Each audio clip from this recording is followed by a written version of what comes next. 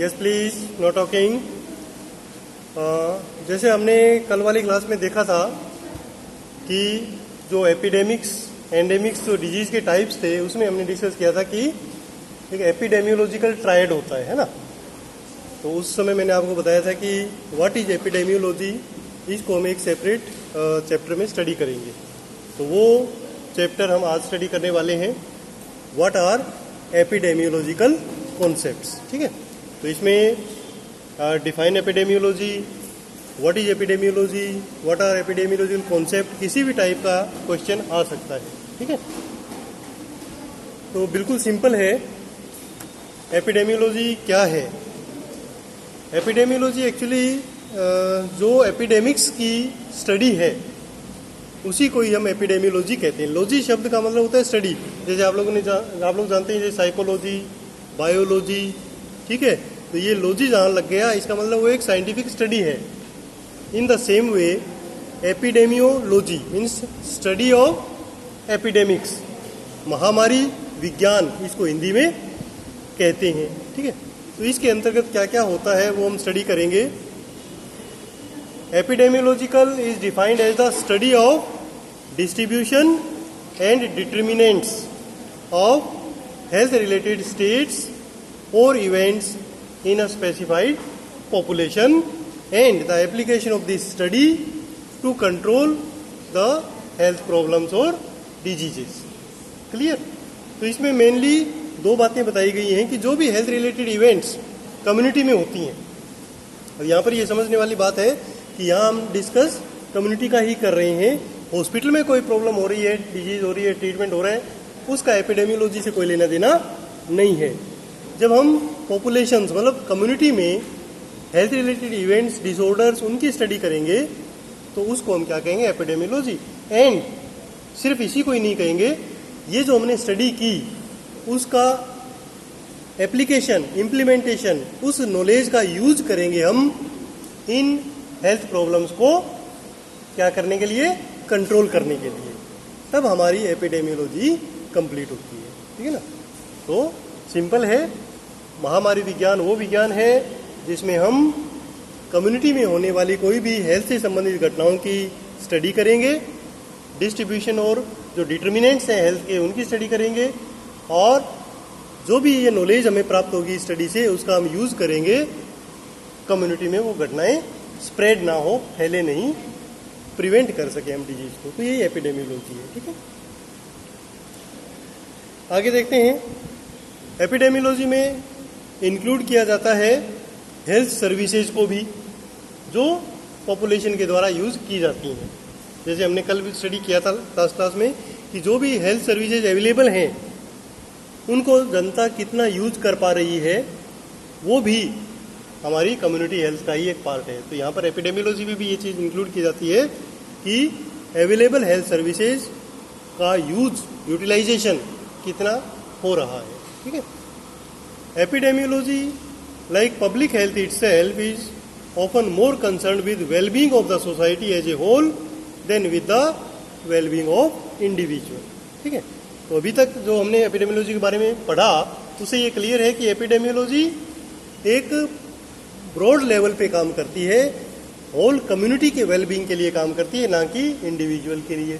Individual की अगर health को इम्प्रूव करना है तो वो हॉस्पिटल में या हेल्थ सेंटर में हो रहा है, बट हम पूरी कम्युनिटी की हेल्थ को इम्प्रूव करना चाहते हैं तो वो जो स्टडी है वो उसमें एपिडेमियोलॉजी कहलाएगी। Okay, what are components of epidemiology? Second question इसमें क्या बनेगा कि कंपोनेंट्स क्या क्या है एपिडेमियोलॉजी के। तो एपिडेमियोलॉजी में बेसिक 3 कंपोनेंट हैं। ओके, कौन कौन से? Disease frequency, distribution of disease, determinants of disease. ठीक है, 3 बातें मेन आती हैं। अब इनके बारे में हम एक एक करके स्टडी करेंगे। सबसे पहला पॉइंट है डिजीज फ्रीक्वेंसी। अब फ्रीक्वेंसी का मतलब जो बार बार होती है। तो किसी भी एक बेस कम्युनिटी में निश्चित टाइम में एक ही डिजीज कितनी बार रिपीट हो रही है उसको हम उस डिजीज की फ्रीक्वेंसी कहेंगे, और हर डिजीज की वो अलग अलग हो सकती है। ठीक है, the basic measures of disease frequency is a rate और रेशियो, और इसको कैसे शो करेंगे, डिनोट कैसे करेंगे, रेट्स या रेशियो के रूप में. These rates are essential for comparing the disease frequency in different population और subgroups of the same population. अगर हम रेट और रेशियो निकाल लेंगे तो क्या होगा, इजीली हम कंपेयर कर पाएंगे एक कम्युनिटी को दूसरी कम्युनिटी से, और इवन एक कम्युनिटी में भी अलग अलग ग्रुप्स हैं, एक लेफ्ट साइड का मोहल्ला है, एक राइट साइड का मोहल्ला है, तो उसमें भी हम कंपेयर कर पाते हैं कि फ्रीक्वेंसी कितनी है, कैसी है ना. सच कंपेरिजन्स में yield important clue about cause of disease. और इसका फायदा क्या होता है, इसका फायदा ये होता है कि पता लग जाता है कि जो बीमारी स्प्रेड हो रही है उसका एक्चुअल कारण क्या है. ठीक है ना. अगर मान लो एक कम्युनिटी में ज़्यादा है, हमारी कम्युनिटी एक मोहल्ले में, और एक मोहल्ले में कम हो रहा है, दूसरे मोहल्ले में बार बार हो रहा है, फ्रीक्वेंसी ज़्यादा है, तो इसे क्लू मिलेगा कि उस बीमारी का कारण क्या है. और एपिडेमियोलॉजी में मेन हम ये स्टडी करते हैं कि डिजीज़ क्यों फैल रही है और इसको कैसे रोक सकते हैं. तो अगर वहाँ ज़्यादा है तो क्या क्लू मिलेगा. जब हम वहाँ सर्वे करेंगे तो हमें, वो कहते हैं ना कि जो चोर चोरी करता है तो कुछ न कुछ निशान छोड़ जाता है, ऐसे ये बीमारियां हैं. जब वो स्प्रेड हो रही होगी और यदि हम ध्यान से देखेंगे तो हमें वहाँ क्लू मिल जाएगा. जैसे अगर मान लो एक कम्युनिटी में डेंगू ज़्यादा स्प्रेड हो रहा है, अभी मौसम भी है डेंगू का, और वहाँ पर हमें पता लगा कि उस कम्युनिटी में लगभग सभी घरों में कूलर यूज़ कर रहे हैं और सबके अंदर डेंगू के लार्वा हैं. ठीक है, तो ये क्लू मिल गया था हमें कि वहाँ डेंगू ज़्यादा है. तो वहाँ क्यों है, क्योंकि वहाँ लोग वहाँ कूलर साफ नहीं कर रहे हैं टाइम से, या और कोई जगह है जहाँ पानी का कलेक्शन हो रहा है. ठीक है, तो ये हिंट मिलता है हमें जब हम एपिडेमियोलॉजिकल स्टडी करते हैं. ठीक है, दूसरा पॉइंट आता है इसमें डिस्ट्रीब्यूशन ऑफ डिजीज. ये भी लगभग उसके जैसा ही है. डिस्ट्रीब्यूशन से क्या मतलब है कि सोसाइटी में जब हम स्टडी करेंगे तो पता लगेगा कि जैसे हमारे एरिया में 5 अलग अलग मोहल्ले हैं, तो कौन से मोहल्ले में ज़्यादा केस है, कौन से मोहल्ले में कम केस है. तो वो एक बार का डिस्ट्रीब्यूशन हो जाएगा कि यहाँ ज़्यादा डिस्ट्रीब्यूट कर दिया भगवान ने या कम डिस्ट्रीब्यूट कर दिया. क्यों कर दिया, कुछ न कुछ तो प्रॉब्लम होगी, उसको फिर स्टडी कर लेंगे. ठीक है, तो फ्रीक्वेंसी मतलब एक कम्युनिटी में ज़्यादा कितनी बार आ रहा है एक एरिया में, और डिस्ट्रीब्यूशन मतलब कहाँ पर उसका डिस्ट्रीब्यूशन ज़्यादा है एक ही कम्युनिटी के अलग अलग मोहल्लों के अंदर. ठीक है, अच्छा. The pattern lead to the generation of hypothesis about positive factors और रिस्क फैक्टर. अब इसकी स्टडी करने से हमें क्या मिलेगा, वही सेम हमें पता लगेगा कि उस बीमारी का कारण क्या है या रिस्क फैक्टर्स क्या है. ठीक है, दो चीज़ें होती है. तो कारण मतलब डेफिनेट कारण कि ये हुआ तो ये बीमारी हो गई, और रिस्क फैक्टर ये ऐसे फैक्टर्स हैं जिनसे वो कॉज डेवलप होने का कारण हो सकता है. अब यहाँ पर फिर इसको एग्जांपल से समझे रिस्क फैक्टर और कॉज को, कि डेंगू का कॉज क्या है, एक वायरस है. ठीक है ना, एक वायरस है, और उसका रिस्क फैक्टर क्या है कि वो पानी का कलेक्शन, जहाँ पर वो मच्छर अंडे देगा और उससे फिर वो वायरस स्प्रेड होगा. ठीक है, तो वो रिस्क फैक्टर हो गया, है ना. चलिए नेक्स्ट इसमें तीसरा कंपोनेंट क्या है, डिटर्मिनेंट्स ऑफ डिजीज. अब दोनों जो फर्स्ट कंपोनेंट हैं उन्हीं से ही फिर डिटर्मिनेंट्स ऑफ डिजीज निकल के आते हैं. डिटर्मिनेंट्स का मतलब आपको पता ही है, एक प्रकार से रिस्क फैक्टर, कि क्या ऐसे पॉइंट हैं जिनसे वो डिजीज निर्धारित हो रही है. ठीक है, main feature of epidemiology is to test the etiological hypothesis and identify the underlying cause और रिस्क फैक्टर. ठीक है ना. तो एपिडेमियोलॉजी एक साइंटिफिक स्टडी है, एक प्रकार की रिसर्च है, जिसमें जो एपिडेमियोलॉजिस्ट होते हैं वो जाके स्टडी करते हैं. ठीक है, अब क्वेश्चन यही आता है कि कौन होंगे, कौन जाके रिसर्च करेगा. तो इसके लिए एक डेजिग्नेटेड पोस्ट होती है एपिडेमियोलॉजिस्ट की, जिसकी जो मिनिमम क्वालिफिकेशन है वो है MD पब्लिक हेल्थ में. जो MBBS करने के बाद जो डॉक्टर होते हैं, सीनियर डॉक्टर, जो कम्युनिटी हेल्थ में स्पेशलिस्ट करते हैं, वो फिर एपिडेमियोलॉजिस्ट बनते हैं. ठीक है ना, और वही लोग फिर रिसर्च करते हैं, तब ये चीज़ें क्लियर करते हैं. पहले हाइपोथेसिस क्रिएट करते हैं कि हाइपोथेसिस मतलब संभावनाएं व्यक्त करना कि ये बीमारी इन कारणों से हो सकती है. फिर उसको टेस्ट करेंगे कि जहाँ वो बीमारी हो रही है वहाँ वो कारण है या नहीं है। तो उसमें से फिर उस रिसर्च से निकल के आएगा कि हाँ ये एक कारण है। ठीक है, तो इस प्रकार की जो साइंटिफिक स्टडी होगी वही हमारी एपिडेमियोलॉजी कहलाएगी। नेक्स्ट आता है ऑब्जेक्टिव्स ऑफ एपिडेमियोलॉजी। ठीक है, ये भी एक अलग क्वेश्चन भी बन सकता है कि एपिडेमियोलॉजी के ऑब्जेक्टिव क्या हैं, क्यों इतनी माथा खपाई हम कम्युनिटी में जाके करते हैं। ठीक है, तो पहला ऑब्जेक्टिव क्या है, to describe the disease and other health related event pattern in human population.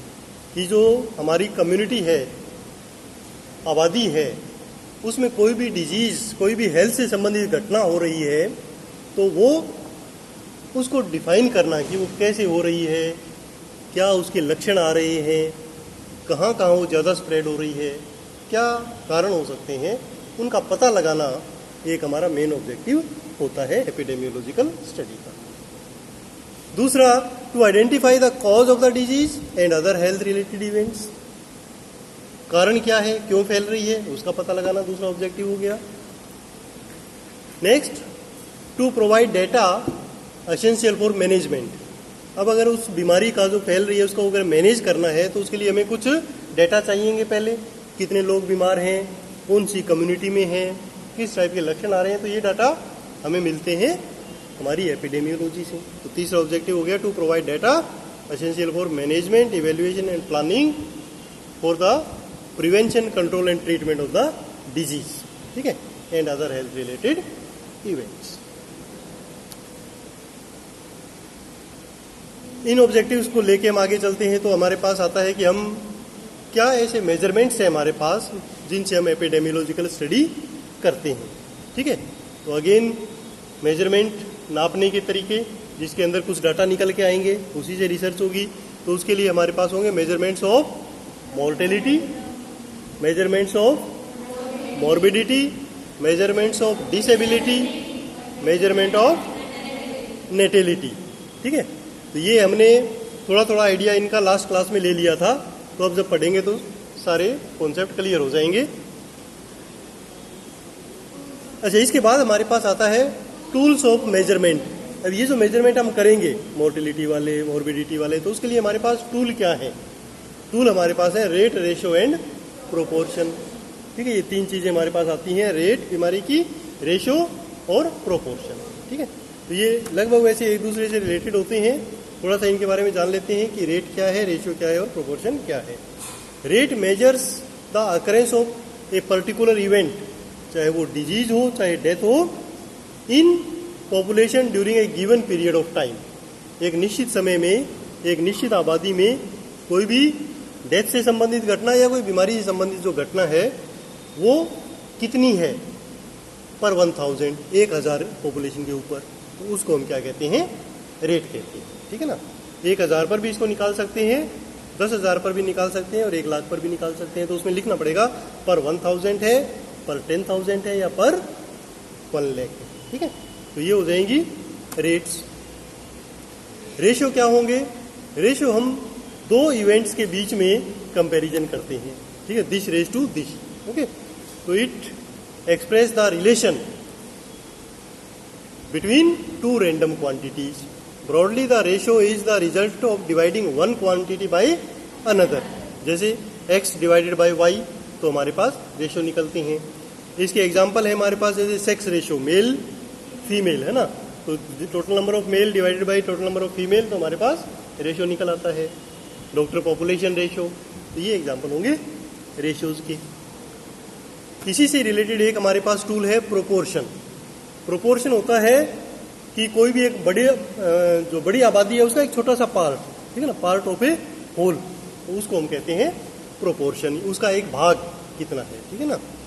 अच्छा, इसके अंदर एक डिनोमिनेटर होता है ऊपर और एक नीचे, तो नीचे वाले का भाग ऊपर वाला शो करता है 1/2, 1/3, ठीक है, 3/4, तो ये क्या होते हैं, प्रोपोर्शंस होते हैं। तो ये चीज़ें इसमें काम आती है जब हम एपिडेमियोलॉजिकल स्टडी करते हैं, ठीक है ना। तो डिटेल इनका नॉर्मली एग्जाम में नहीं पूछते हैं, बट क्या टूल्स हैं प्रैक्टिकली पूछ सकते हैं। थ्योरी में आ सकता है कि एनालिस्ट द टूल्स, तो 3 है वो फटाफट लिख दो, ठीक है, रेट, रेशियो एंड प्रोपोर्शन। ठीक है ना। मेजरमेंट्स कौन से हैं, 4 मेजरमेंट हैं, उनके नाम बता दिए, ठीक है। अच्छा, अब जो मेजरमेंट्स थे उसमें हमने कल पढ़ा था मोर्टेलिटी रेट्स होती हैं, उसमें हमने पढ़ लिया था, डिफाइन कर लिया था, बट अब आज जानेंगे कि उसको निकालते कैसे, फॉर्मूलाज, ठीक है ना। तो जैसे सबसे पहले आता है crude death rate. Crude death rate क्या होती है, किसी भी इवेंट से, किसी भी घटना से डेथ हो, टोटल जो डेथ्स होती हैं एक कम्युनिटी में, डिवाइडेड बाय उसकी पॉपुलेशन। बट पॉपुलेशन हम लेते हैं नॉर्मली मिड ईयर पॉपुलेशन, क्योंकि वो एवरेज होती है, क्योंकि जनवरी में पॉपुलेशन अलग होती, जुलाई में अलग होगी, दिसंबर में अलग होगी, तो एवरेज निकालेंगे इसका, तो मिड ईयर पॉपुलेशन हम उसको कहते हैं। जनवरी से दिसंबर वाली डिवाइड करते हैं, 12 से डिवाइड करेंगे 12 महीने से, तो वो हमारी एक एवरेज निकल आएगी, उसको हम बोलते हैं मिड ईयर पॉपुलेशन। नॉर्मली यदि आपका क्वेश्चन आता है तो उसमें दिया होगा what is the mid year population, ठीक है। या सिंपल लिख सकते हैं कि एक कम्युनिटी है जिसकी पॉपुलेशन इतनी है, तो उसको हम मिड ईयर पॉपुलेशन ही मानेंगे, ओके। तो इसको CDR कैसे निकालेंगे, ऊपर हम लिखेंगे number of death during the year, total death, और उसको डिवाइड करेंगे जो पॉपुलेशन दी हुई है और मल्टीप्लाई करेंगे 1000 से, तो वो पॉपुलेशन आपकी निकल जाएगी, CDR निकल जाएगी पर 1000, ठीक है। एग्जाम्पल यहाँ पर दे रखा है हमने कि एक कम्युनिटी है जिसमें 15,000 मिड ईयर पॉपुलेशन है, और जो टोटल डेथ हुई 1 जनवरी से लेकर 31 दिसंबर तक वो हुई 750 टोटल, तो आपका CDR कितना आएगा, तो इसका आप लोग कैलकुलेशन करोगे तो सिंपल हमारे पास 50 पर 1000 CDR इसका आ जाएगा, ठीक है, crude death rate. In the same way specific death rate. Specific death rate क्या होती है, कोई ना कोई घटना उसमें बताई हो, डिजीज स्पेसिफिक हो सकती है, एज स्पेसिफिक भी हो सकती है कि किस एज ग्रुप का है और या किस डिजीज का है, तो उसको हम क्या कहेंगे, स्पेसिफिक डेथ रेट कहेंगे। ये भी सेम निकलेगा कि सबसे पहले ऊपर number of specific death during the year, तो स्पेसिफिक डेथ में वो भी आ जाएगी, अगर डिजीज की है तो डिजीज की, एज की है तो एज की, divide by mid year population multiply by 1000, तो वो स्पेसिफिक डेथ रेट निकल जाएगी। इसी प्रकार स्पेसिफिक डेथ रेट्स के ये यहाँ पर एग्जांपल दिए हुए हैं।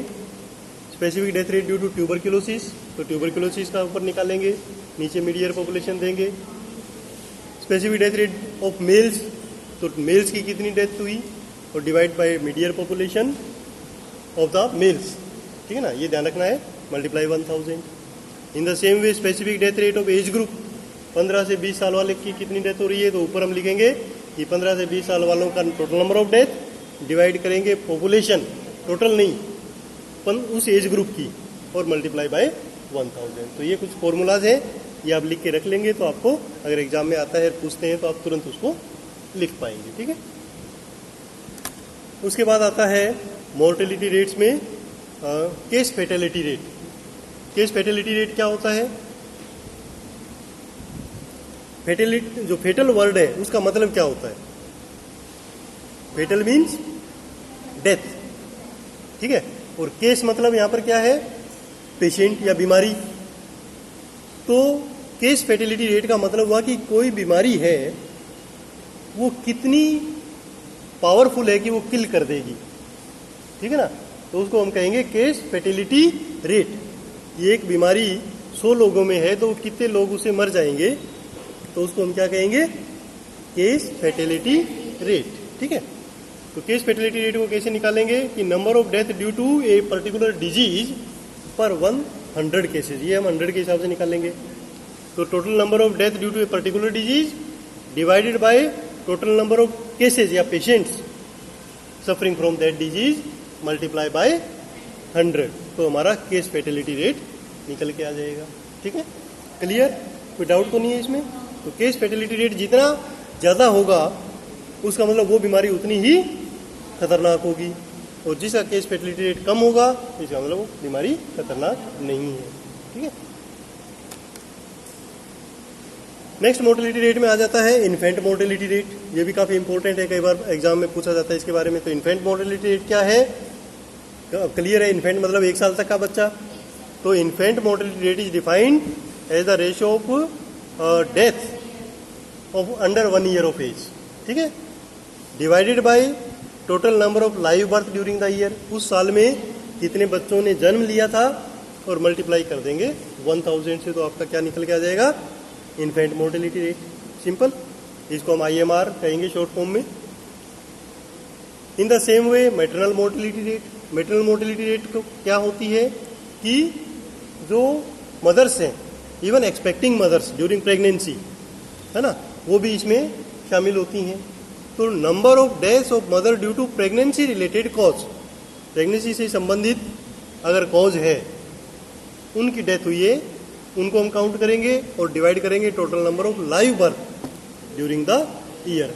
लाइव बर्थ क्यों लेंगे, तभी तो हमें पता चलेगा कि कितनी मदर्स प्रेग्नेंट थी और उन्होंने पूरा अपना टाइम कंप्लीट किया प्रेगनेंसी के दौरान, ठीक है, और उसको मल्टीप्लाई कर देंगे 1000 से, तो हमारे पास क्या निकल के आएगा, MMR, मैटरनल मोर्टेलिटी रेट, ठीक है।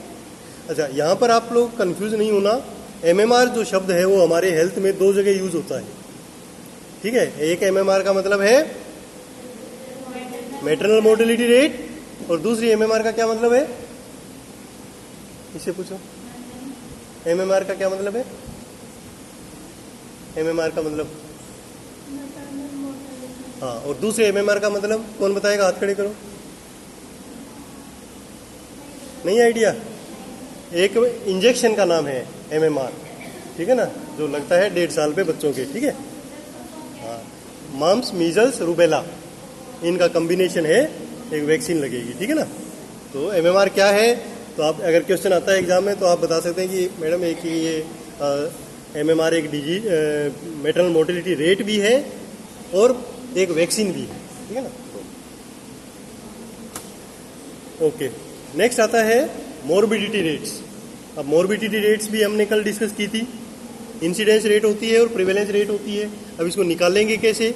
अब इंसिडेंस रेट में हम क्या डिस्कस किया था, इंसिडेंस रेट में शामिल होता है new cases of the disease दिए गए समय पर और दिए गई कम्युनिटी में, ठीक है।